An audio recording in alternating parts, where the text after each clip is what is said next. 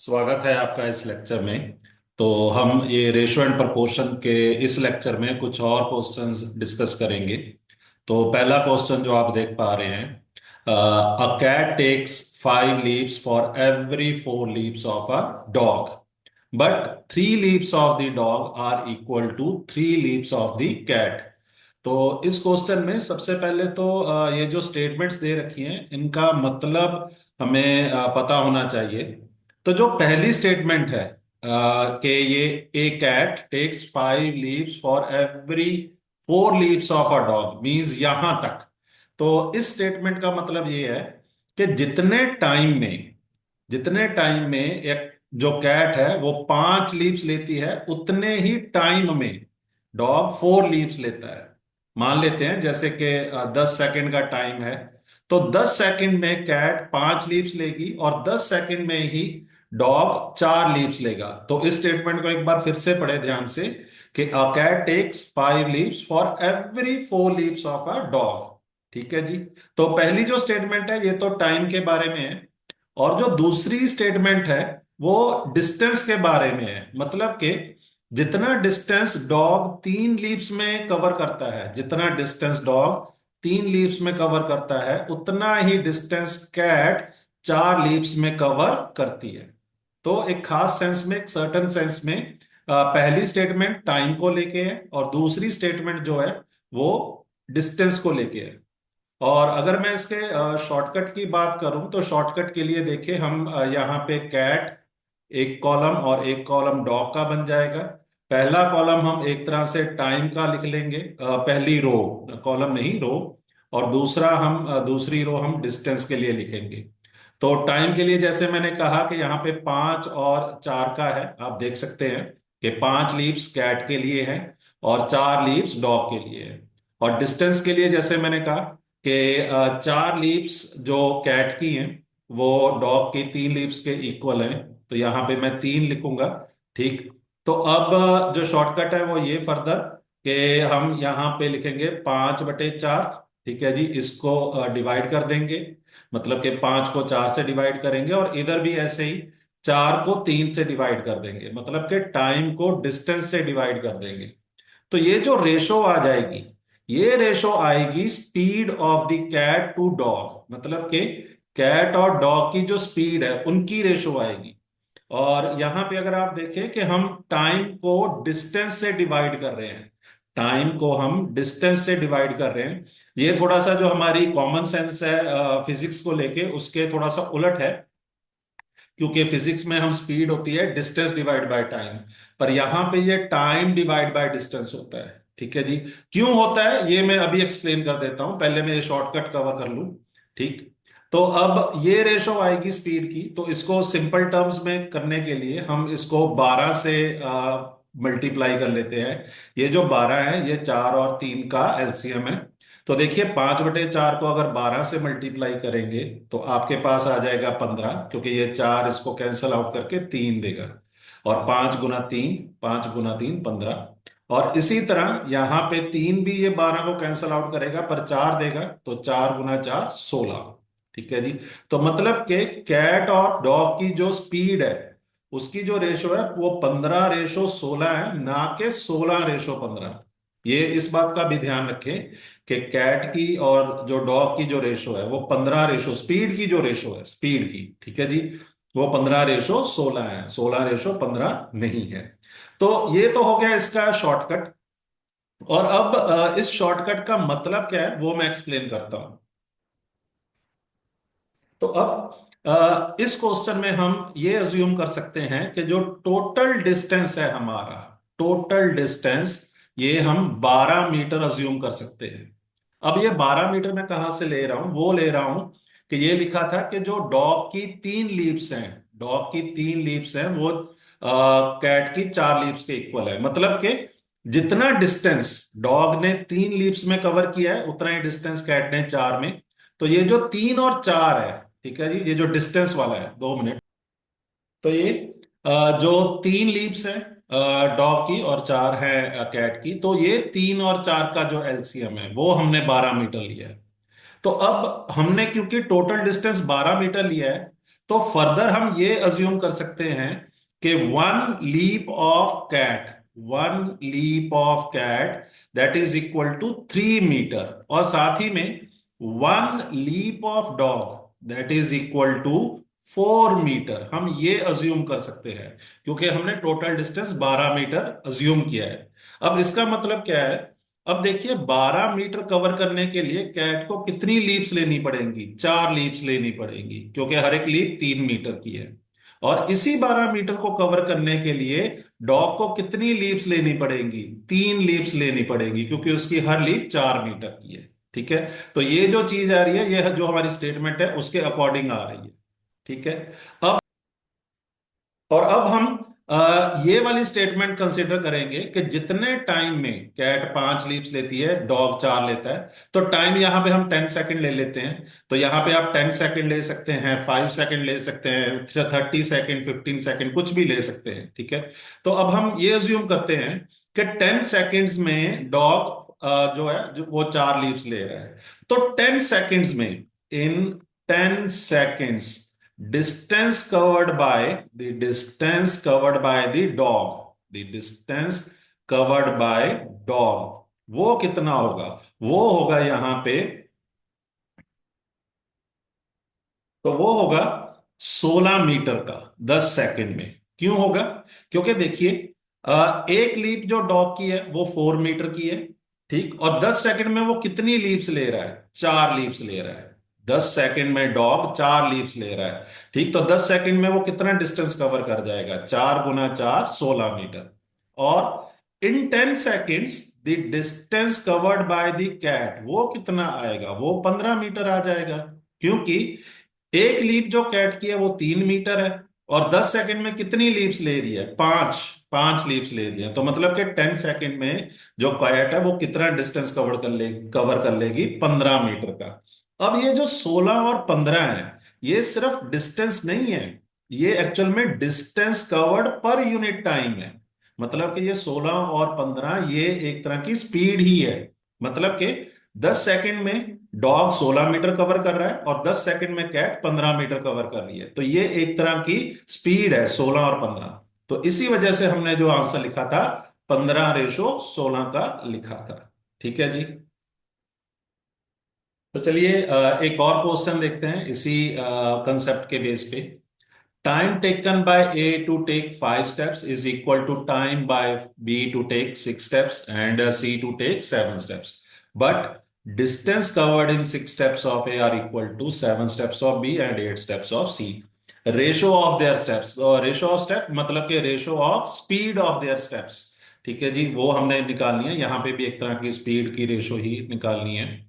तो जैसा कि मैंने शॉर्टकट बताया था कि सबसे पहले हम ए, बी और सी, इनके लिए टाइम की रेशो लिखेंगे। वो रेशो देखिए हमें 5:6:7 दे रखी है। फिर डिस्टेंस की जो रेशो है वो हमें दे रखी है 6:7:8।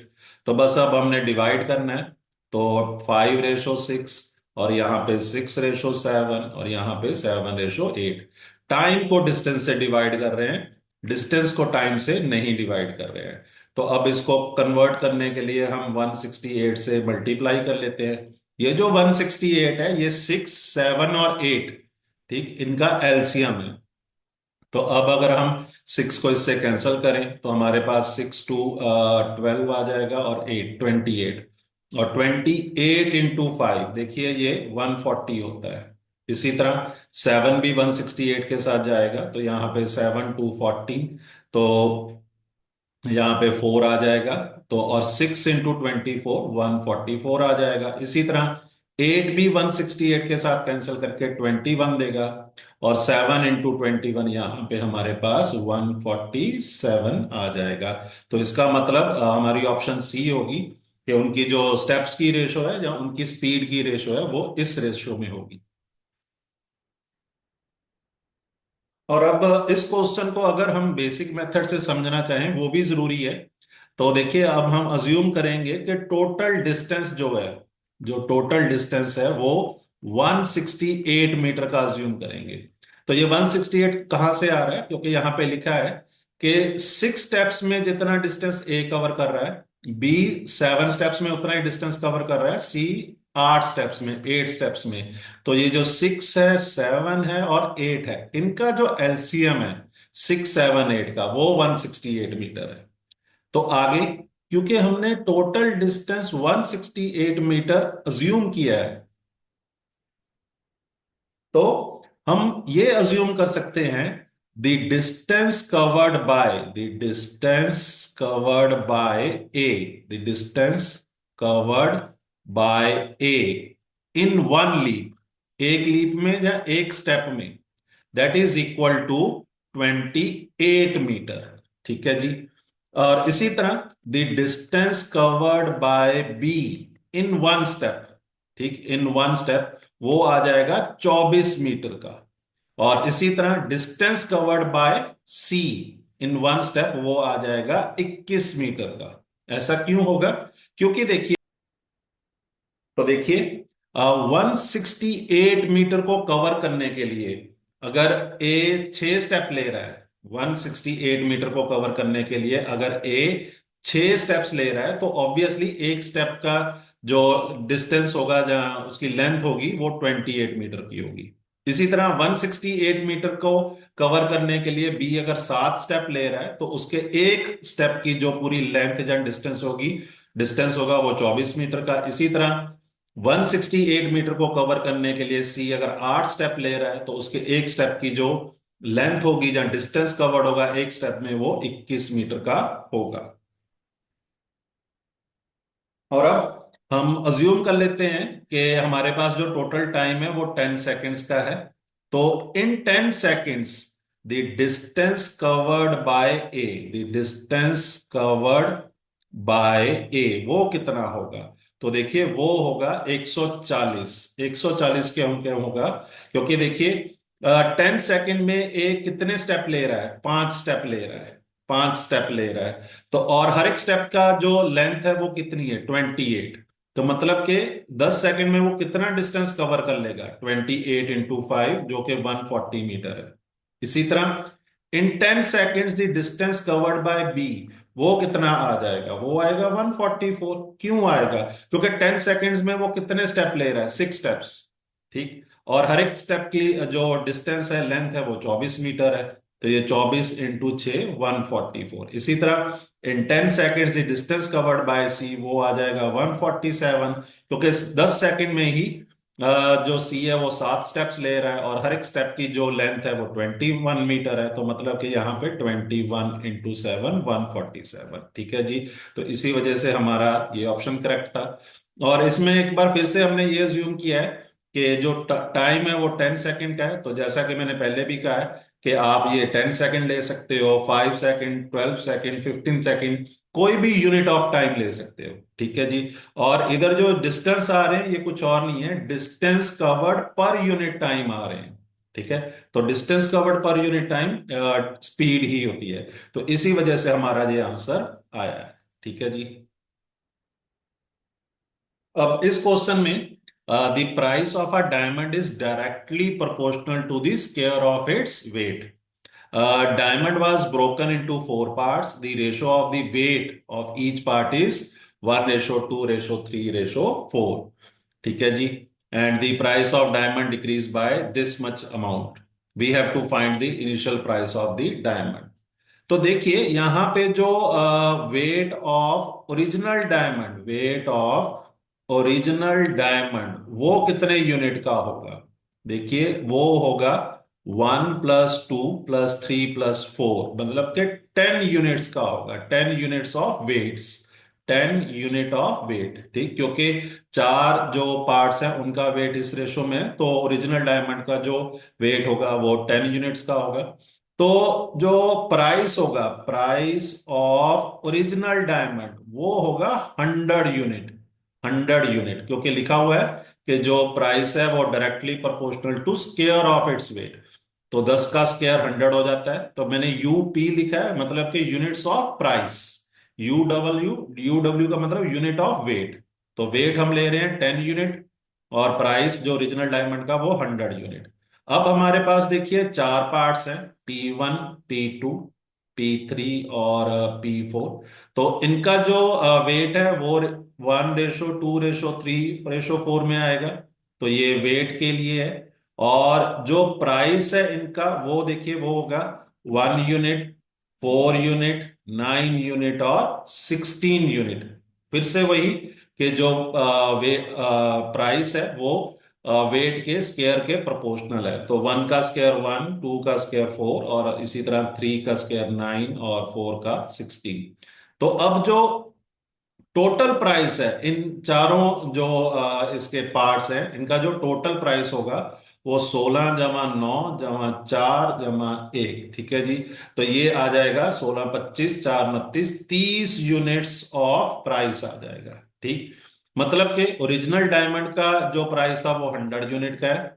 पर जो चारों पीसीज हैं उनका जो टोटल प्राइस है वो 30 यूनिट का है। मतलब कि हम 100 यूनिट से 30 यूनिट पे आ गए प्राइस के लिए। तो मतलब 70 यूनिट्स ऑफ प्राइस ये हमारा डिक्रीज हो गया। और ये जो डिक्रीज दे रखा है ये हमें दे रखा है 1,40,000 रुपया ये दे रखा है। तो मतलब कि 1 यूनिट ऑफ जो प्राइस है वो कुछ और नहीं है 20,000 रुपया होगा। ठीक।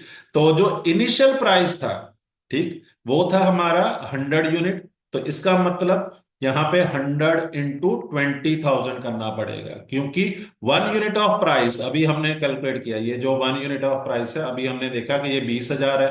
तो पहले 100 यूनिट ऑफ प्राइस थे। ठीक है जी। तो 100 × 20,000 वो हमारा 2 लाख आ जाएगा। तो मतलब कि ऑप्शन सी करेक्ट होगी। तो यहाँ पे एक मिस्टेक है। 1 यूनिट ऑफ प्राइस वो 2,000 के इक्वल आएगा, क्योंकि एक जीरो यहाँ पे कैंसिल हो जाएगा। तो इसी वजह से जो प्राइस ऑफ ओरिजिनल डायमंड है वो 100 × 2,000 2 लाख आएगा। ठीक। तो पहले मुझे बाय मिस्टेक मैंने यहाँ पे एक जीरो ज्यादा ऐड कर दिया था। कृपया इस गलती को करेक्ट कर ले। तो अब हम पार्टनरशिप के बेसिस पे कुछ क्वेश्चंस डिस्कस करेंगे। तो ये जो पार्टनरशिप है इसका कंसेप्ट इस तरह है कि मान लीजिए हमारे पास अगर दो पर्सन्स हैं, उनका जो इन्वेस्टमेंट है वो X/Y में है। इन्वेस्टमेंट X/Y में है। और जो उनका टाइम ऑफ इन्वेस्टमेंट है वो P/Q में है। ठीक है जी। और यहाँ पे P मंथ्स दिया हुआ है, P मंथ्स में है और Q भी मंथ्स में है। तो ये मंथ्स में भी हो सकता है, ये ईयर्स में भी हो सकता है, वीक्स में भी हो सकता है। ठीक। तो ये जो टाइम का यूनिट है ये कुछ भी हो सकता है, मंथ्स, ईयर्स, वीक्स। ठीक है जी। तो इनका जो प्रॉफिट होगा वो P/X रेशो Q/Y, मतलब कि इस रेशो में होगा। ठीक है जी। तो यही पार्टनरशिप का बेसिक प्रिंसिपल है। और अगर यहाँ पे हमारे पास मान लीजिए एक और पर्सन सी भी आ जाता है, और उसकी जो इन्वेस्टमेंट है सी की वो जेड की रेशो में है, जेड है यहाँ पे और टाइम ऑफ इन्वेस्टमेंट आर है। तो यहाँ पे भी वो ZR आ जाएगा। ठीक है जी। अब इससे एक बात तो क्लियर है कि अगर टाइम ऑफ इन्वेस्टमेंट सेम है, मान लीजिए कि ABC इनका सबका टाइम ऑफ इन्वेस्टमेंट 1 साल का है, तो यहां पे P/Q/R ये आ जाएगी 1:1:1। ठीक है जी। और इन्वेस्टमेंट की रेशो तो खैर X/Y/Z में ही है। तो प्रॉफिट की रेशो भी देखिए X/Y/Z में ही आएगी। मतलब कि अगर टाइम ऑफ इन्वेस्टमेंट सेम है, अगर टाइम ऑफ इन्वेस्टमेंट सेम है तो जो प्रॉफिट की रेशो है वो इन्वेस्टमेंट की रेशो के बराबर होगी। ठीक है जी। अब टाइम सेम है, टाइम ऑफ इन्वेस्टमेंट सेम है, तो मतलब कि हो सकता है सबके लिए 1 साल हो, या सबके लिए 2 साल, या सबके लिए 10 महीने, या सबके लिए 3 साल, कुछ भी इनमें से कुछ भी केस हो तो ये वाला कंसेप्ट अप्लाई हो जाएगा। ठीक है जी। अब इस क्वेश्चन में ABC started a business with Capitals ₹60,000, 50,000 and 40,000। ठीक है जी। तो यहां पे जो A, B और C इनकी जो इन्वेस्टमेंट है वो 6:5:4 में है। उनकी जो इन्वेस्टमेंट है 6:5:4 में है। अब 9 मंथ्स आफ्टर, सी लेफ्ट देम, मतलब कि सी 9 मंथ्स तक रहा और उसके बाद उस उन्होंने छोड़ दिया। तो if profit after 1 year is 14,000, we have to find the profit of C. Time of investment देखिए, ए और बी के लिए 12-12 में ही नहीं होगा, क्योंकि 1 ईयर है, ठीक है। तो ए और बी दोनों 12-12 महीने के लिए इन्वेस्ट किया था, और जो सी था उन्होंने 9 मंथ्स के लिए किया था, क्योंकि आफ्टर 9 मंथ्स सी छोड़ के चला गया। तो अब ये जो 12-12-9 है, इसको हम सिंप्लीफाई कर सकते हैं। देखिए यहां पे हम 4:4:3 लिख सकते हैं, ठीक। तो अब जो प्रॉफिट होगा, तो प्रॉफिट की रेशो क्या आएगी, देखिए 6 × 4 24 हो जाएगा, और ये 5 × 4 20 हो जाएगा, और ये 4 × 3 12 हो जाएगा। इसको भी फर्दर सिंप्लीफाई कर सकते हैं। देखिए 4 6 24, 4 5 20, और 4 3 12, ठीक है जी। तो इसको भी आगे सिंप्लीफाई किया। इसका मतलब ABC, इनका जो प्रॉफिट है वो इस रेशो में है, 6:5:3। तो इनका जो टोटल प्रॉफिट के यूनिट्स हैं, टोटल, वो देखिए 6 + 5 + 3, 14 units of profit. 14 units of profit, ठीक। यूपी का मतलब यूनिट्स ऑफ प्रॉफिट। तो ये किसके इक्वल दे रखे हैं, ये हमें 14,000 के इक्वल दे रखा है। तो मतलब 1 यूनिट ऑफ प्रॉफिट वो कितना होगा, 1,000 के इक्वल होगा, 1,000 रुपीज के इक्वल हो जाएगा, ठीक। तो अब देखिए सी का शेयर कितना था, 3 यूनिट का। तो मतलब कि सी का जो एक्चुअल शेयर है वो 3,000 रुपए का है। तो इसका मतलब ऑप्शन डी करेक्ट होगी। और ए का जो शेयर होगा वो 6,000 का होगा, और बी का जो शेयर होगा वो 5,000 का होगा, शेयर प्रॉफिट का शेयर। और हम हमारा क्वेश्चन वेरीफाई भी कर सकते हैं, आंसर वेरीफाई भी कर सकते हैं। देखिए 6,000 और प्लस 5,000 जमा 3,000, ठीक है, ऐड करें तो टोटल 14,000 आ जाएगा। और रेशो तो खैर 6:5:3 में है ही है, ठीक है जी। तो इस क्वेश्चन में देखिए, ABC subscribe ₹50,000 for a business. यहां पे सब्सक्राइब का मतलब इन्वेस्टमेंट ही है, ठीक है जी। और ए सब्सक्राइब्स 4,000 मोर देन बी, और बी 5,000 मोर देन सी। तो टोटल प्रॉफिट हमें दे रखा है 35,000, ठीक। तो ए को कितना प्रॉफिट मिला वो हमने फाइंड करना है। तो देखिए हम मान लेते हैं कि जो सी की इन्वेस्टमेंट है वो X रुपीज है, तो जो बी की इन्वेस्टमेंट होगी वो X + 5,000 होगी, X + 5,000, क्योंकि लिखा है B ₹5,000 मोर देन सी। तो जो ए की इन्वेस्टमेंट होगी, देखिए वो X + 9,000 होगी, क्योंकि ए सब्सक्राइब्स 4,000 मोर देन बी। इस बात का ध्यान रखें, यहां पे X + 4,000 मत लिख ले, ये गलत हो जाएगा, क्योंकि जो ए है उसने बी से भी 4,000 ज्यादा इन्वेस्ट किया है, ठीक। तो अब इनको अगर हम ऐड कर लें, सारी जो इन्वेस्टमेंट्स हैं इनको ऐड कर लें, तो ये टोटल 50,000 आना चाहिए, ठीक है जी। अब देखिए 9 + 5 14,000 होता है, और ये जो 14,000 है इधर वाली साइड आ जाएगा। तो देखिए ये हमें देगा 50,000 माइनस 40,000, 14,000, ठीक है जी। और इधर वाली साइड देखिए X + X + X, 3X हो जाएगा। तो इसका मतलब 3X की वैल्यू हमारे पास 36,000 होगी। तो X की वैल्यू हमारे पास 12,000 रुपया होगी। और अब हमारी जो इन्वेस्टमेंट है वो देखिए यहाँ पे 12,000, 12K लिख रहा हूं, 12,000 है। बी की इन्वेस्टमेंट देखिए 12 + 5 17,000, 17K लिख रहा हूं। ए की इन्वेस्टमेंट देखिए 12 + 9 21,000, 21K लिख रहा हूं, के का मतलब 1,000, ठीक। और देखिए टाइम यहाँ पे सबके लिए सेम है, 1:1:1, ठीक, क्योंकि टाइम यहाँ पे मेंशन नहीं है। इसका मतलब कि टाइम सबके लिए सेम है। तो अब इनके जो प्रॉफिट की रेशो होगी, वो देखिए वो 21:17:12 ही होगी, क्योंकि ये जो 1,000 है ये थ्रू आउट कैंसल होगा। तो अब उनके टोटल यूनिट ऑफ प्रॉफिट देखिए, 21 + 17 38 + 12, ठीक, 50। तो टोटल 50 यूनिट ऑफ प्रॉफिट है। ठीक। तो 50 यूनिट ऑफ प्रॉफिट वैसे हमें यहां पे दे रखे हैं 35,000।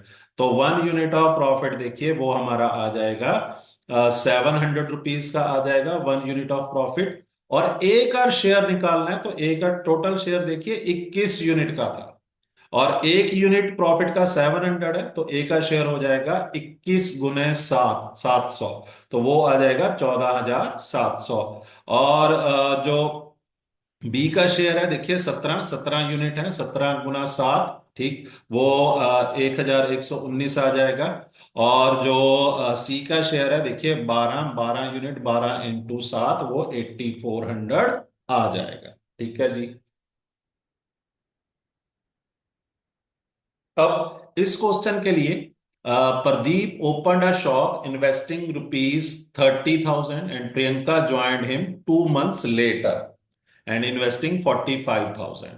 They earned a profit of 76,000 after completion of 2 year. तो what will be Priyanka share of profit. तो देखिए एक तरफ तो हमारे पास प्रदीप जी हैं और एक प्रियंका। ठीक। उनकी जो इन्वेस्टमेंट है देखिए वो किस रेशो में है। वो बेसिकली 2:3 में है। उनकी जो इन्वेस्टमेंट देखिए 30,000 और 45,000। ठीक। तो देखिए 1000 तो हम सीधा कैंसिल कर सकते हैं। और 15 × 2 30 हो जाएगा। ठीक है जी। 15 × 2 बेसिकली ये 30:45 में है।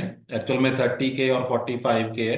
तो के तो कैंसिल हो जाएगा और 15 से अगर आप कैंसिल करें तो 2 आएगा और यहाँ पे 3। और उनका जो टाइम ऑफ इन्वेस्टमेंट है देखिए प्रदीप के लिए तो पूरे 24 मंथ्स ही हैं। ठीक। क्योंकि उन्होंने पूरे 2 years तक ही इन्वेस्ट किया। पर जो प्रियंका है उनके लिए 22 मंथ्स है। ठीक। 22 मंथ्स क्योंकि उन्होंने 2 महीने बाद ज्वाइन किया। अब ये जो 24 और 22 है इनको भी हम आगे कट शॉर्ट कर सकते हैं। तो यहाँ पे 12 और यहाँ पे 11। तो टाइम की जो रेशो है वो ये। अब हम प्रॉफिट की रेशो लिख सकते हैं। तो देखिए 2 × 12 24 आ जाएगा। और 3 × 11 33 आ जाएगा। तो टोटल 24 + 33 मतलब के 57। ठीक है जी। 57 यूनिट्स ऑफ प्रॉफिट। ठीक। तो ये कितना दे रखा है अभी हमें ये 76,000 दे रखा है। तो 1 यूनिट ऑफ प्रॉफिट कितना होगा देखिए वो 76,000 डिवाइड बाय 57 दे रखा है। तो अब यहां पे अगर हम कैंसिलेशन करना चाहें तो देखिए यहाँ पे 19 के साथ हो जाएगा। यहाँ पे 4 आ जाएगा 4,000 और ये 3 आ जाएगा। तो 1 यूनिट ऑफ प्रॉफिट कितना हो जाएगा 4,000 डिवाइड बाय 3 रुपीज का होगा। अब जो प्रियंका का शेयर है वो 33 यूनिट का है जो प्रॉफिट का है। तो जो 33 यूनिट ऑफ प्रॉफिट किसके इक्वल आ जाएंगे तो वो 33 × 4,000 डिवाइड बाय 3। तो यहाँ पे 3 11 आ जाएगा। और 11 × 4,000 वो हमारा 44,000 आ जाएगा। ठीक है जी। और इसी तरह अगर प्रदीप का निकालना हो शेयर ऑफ प्रॉफिट तो वो देखिए 24 यूनिट ऑफ प्रॉफिट तो वो आ जाएगा 24 × 4,000 डिवाइड बाय 3। और यहाँ पे 8 आ जाएगा और 8 × 4,000 वो होगा 32,000। ठीक है जी। और हम अपना आंसर वेरीफाई भी कर सकते हैं। 44,000 और 32,000 इन दोनों का सम जो होता है वो 76,000 होता है। और इनके बीच में जो रेशो है वो रेशो 24:33 की ही है। ठीक है जी। वैसे इस क्वेश्चन में देखिए जब ये 24:33 आया तो इसमें भी आगे हम कट शॉर्ट कर सकते हैं 8:11। ठीक है जी। तो उस केस में देखिए हमारे 8 + 11 टोटल 19 यूनिट्स ऑफ प्रॉफिट आएंगे। और 19 यूनिट्स ऑफ प्रॉफिट यहाँ पे 76,000 दे रखा है। तो फिर 1 यूनिट ऑफ प्रॉफिट उस केस में 4,000 आ जाएगा। ठीक है। पर तब भी प्रियंका का शेयर देखिए 11 यूनिट ऑफ प्रॉफिट है तो 11 × 4,000 तब भी 44,000 आएगा। और जो प्रदीप का शेयर है प्रॉफिट का वो 8 यूनिट × 4,000 32,000 ही आएगा। ठीक है जी। अब इस क्वेश्चन में Clark got rupees 3,000 as his share out of a total profit of 4,500। which he and Chintu earned at the end of 1 year. If Clark invested for rupees 10,000 for 6 months, whereas Chintu invested his amount for whole year, what was the amount invested by Chintu? ठीक। तो मेरी यहाँ पे एक suggestion है जो मैंने पहले भी काफी बार दे चुका हूं कि कोई भी क्वेश्चन का सोल्यूशन सीधा देखने की बजाय वीडियो को पॉज कर लें और एक बार क्वेश्चन को खुद सॉल्व करने की ट्राई करें। अगर तो आप खुद सॉल्व कर सकते हैं तो उससे बढ़िया कुछ नहीं है। ठीक। और अगर नहीं हो रहा है सॉल्व या फिर विद इन एक टाइम फ्रेम के अंदर विद इन 1 और 2 मिनट नहीं हो रहा है, फिर आप ये सोल्यूशन देखें। ठीक है जी।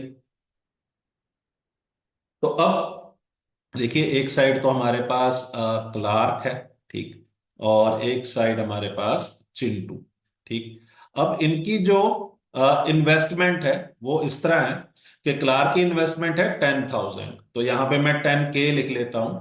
और चिंटू की इन्वेस्टमेंट हमें नहीं पता तो मैं एक्स लिख लेता हूं।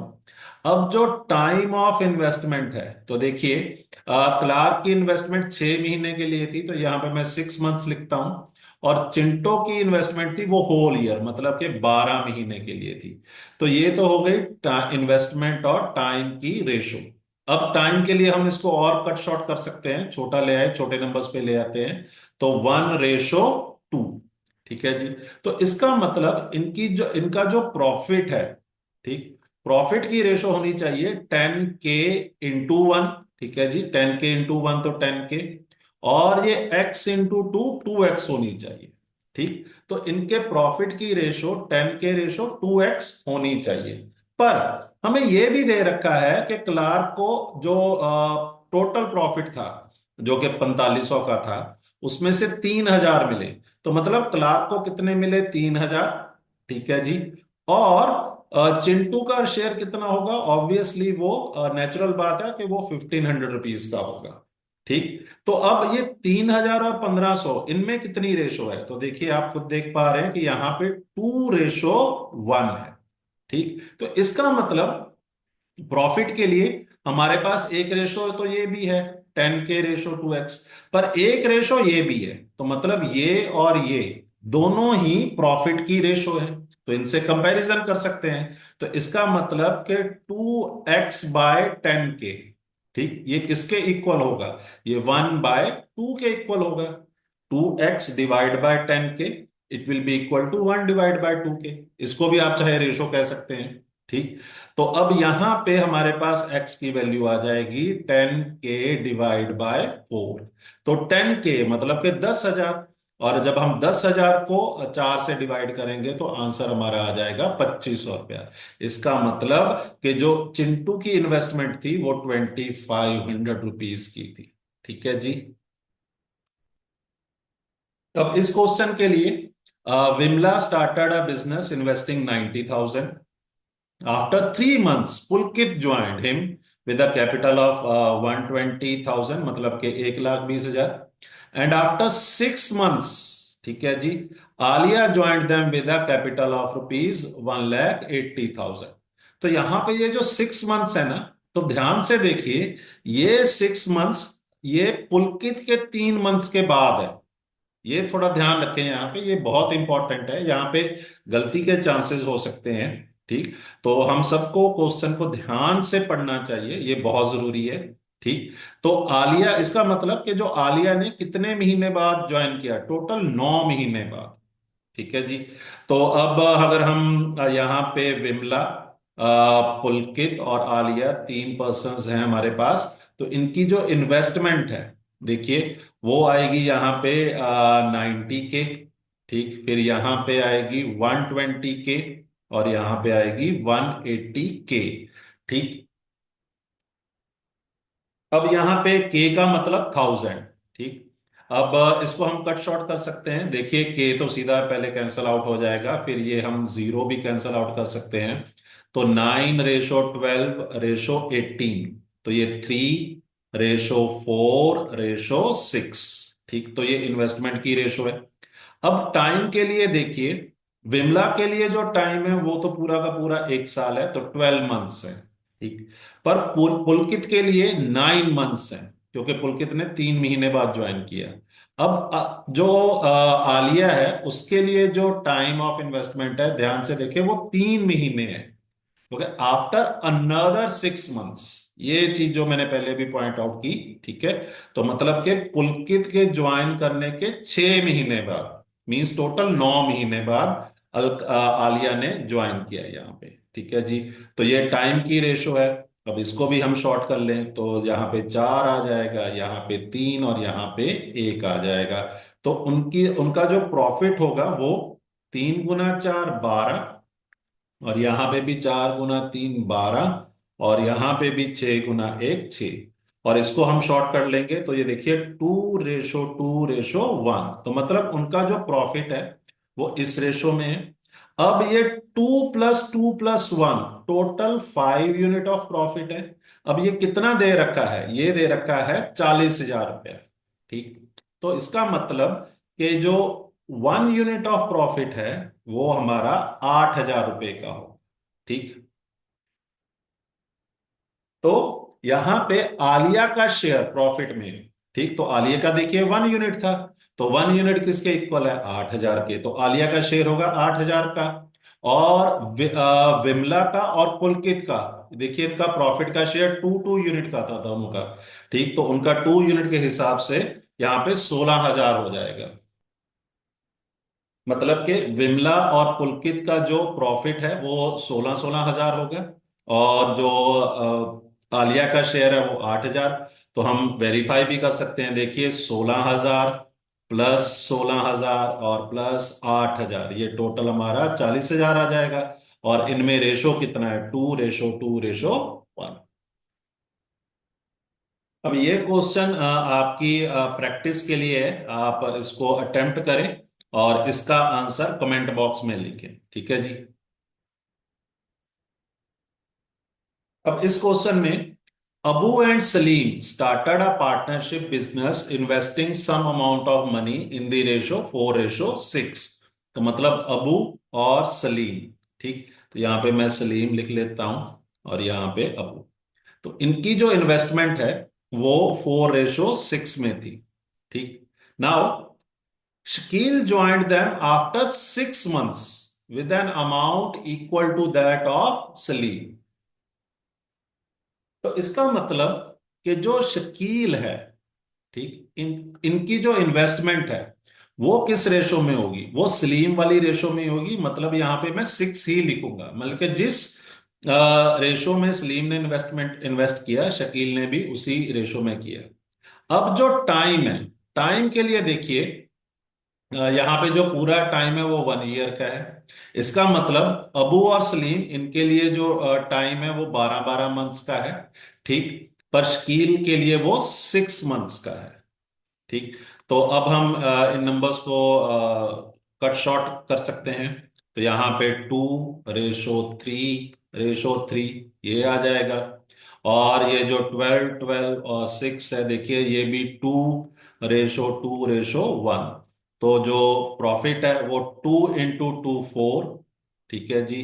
3 × 2 6, और ये 3 × 1 3 आ जाएगा। मतलब कि उनका जो प्रॉफिट का रेशो होगा वो 4:6:3 में होगा। ठीक है जी। तो चलिए अब ये क्वेश्चन देखते हैं। A and B invest in business in the ratio 3:2।